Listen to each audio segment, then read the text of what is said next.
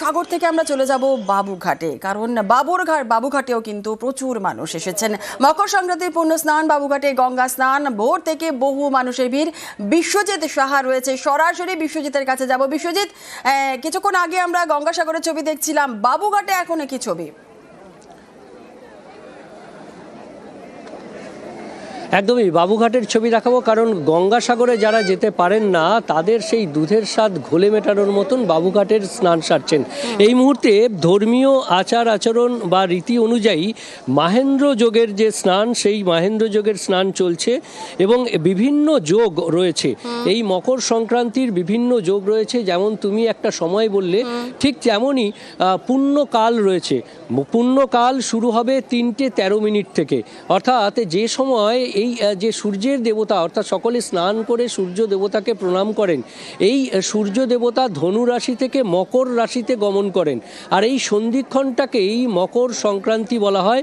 আর সেই পুণ্য লগ্ন শুরু হবে, অর্থাৎ ধনু রাশি থেকে মকর রাশিতে এই সূর্যদেব যখন যাবেন, সেই সময়টা 3:13 এবং সেখান থেকে আজ সূর্যাস্ত পর্যন্ত পুণ্যকাল।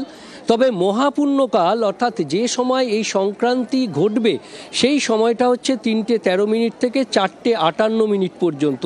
এছাড়াও অমৃত যোগ, মাহেন্দ্র যোগ, বিভিন্ন যোগ রয়েছে। অর্থাৎ আজ 14ই জানুয়ারি মকর সংক্রান্তি, আগামীকাল 15ই জানুয়ারি মাঘ মাসের প্রথম দিন। এই দুটো দিন মিলেই পুণ্য স্নান চলবে।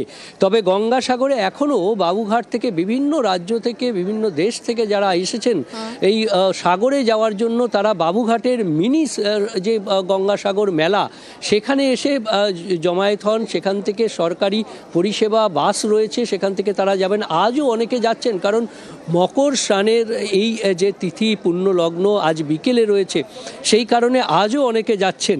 আমরা জানি যে এই মকর স্নান মানে ব্রহ্মার যে মানসপুত্র কপিল মুনি, তার আশ্রমেই মূল যে মকর স্নান হয় গঙ্গাসাগরের মহাতীর্থে।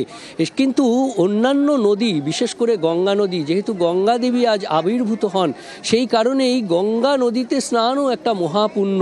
আর যেখানে গঙ্গা নদী নেই, সেখানে জলাশয়ে স্নান করলেও এই মকর স্নানের পুণ্য লাভ করা যায়। আর সেই পুণ্য লাভের আশায় তারা বাবুঘাটে চলে এসেছেন, গঙ্গা স্নান সারছেন, মহেন্দ্র যোগের স্নান বলে কথা। একেবারে অনেক ধন্যবাদ বিশ্বজিৎ।